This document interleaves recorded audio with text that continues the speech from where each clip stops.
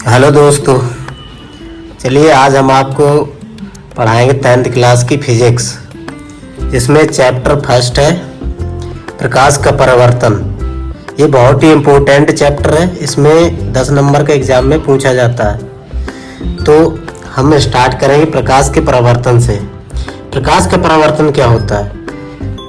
प्रकाश का परावर्तन एक ऐसा परावर्तन होता है जिससे प्रकाश टकरा के रिटर्न आता है, उसे प्रकाश का परावर्तन कहते हैं। जैसे प्रकाश का परावर्तन मतलब प्रकाश का मुड़ना, जब प्रकाश किसी चमकीली वस्तु से होकर टकराता है या गुजरता है तो वहां से रिटर्न आ जाता है, उसे हम प्रकाश का परावर्तन कहते हैं। फॉर एग्जाम्पल, जैसे कि ये हमारी टॉर्च हो गई और ये हमने टॉर्च को सीधे लगाया शीशे पे, ये शीशा रखा हुआ है, तब यहाँ से प्रकाश हमारा परिवर्तित होकर यहाँ वस्तु पर पड़ता है, तो यहाँ हम प्रकाश का परिवर्तन हो जाएगा।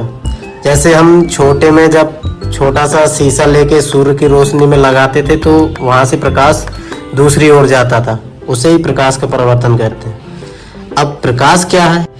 प्रकाश एक ऐसा माध्यम है जिसके द्वारा हम किसी भी वस्तु को देख सकते हैं। जैसे कि रात में बिना प्रकाश के हमें कुछ दिखाई नहीं देता, तो हमें उसके लिए लाइट की ज़रूरत पड़ती है। हमें रात में वस्तुओं को देखने के लिए जिस चीज़ का या जिस रास्ते का उपयोग करते हैं उसे हम प्रकाश कहते हैं। जैसे कि रात में जब वस्तु दिखाई नहीं देती तो हम लाइट लेकर जाते हैं तो हमें वो वस्तु दिखाई देने लगती है, उसे हम प्रकाश कहते हैं। प्रकाश के कई माध्यम होते हैं, जैसे वायु में प्रकाश की चाल कम होती है, सबसे ज़्यादा प्रकाश की चाल निर्वात में होती है, फिर उससे कम वायु में होती है, फिर उससे कम जल में और उससे कम कांच में, कांच से कम होती है हीरे में।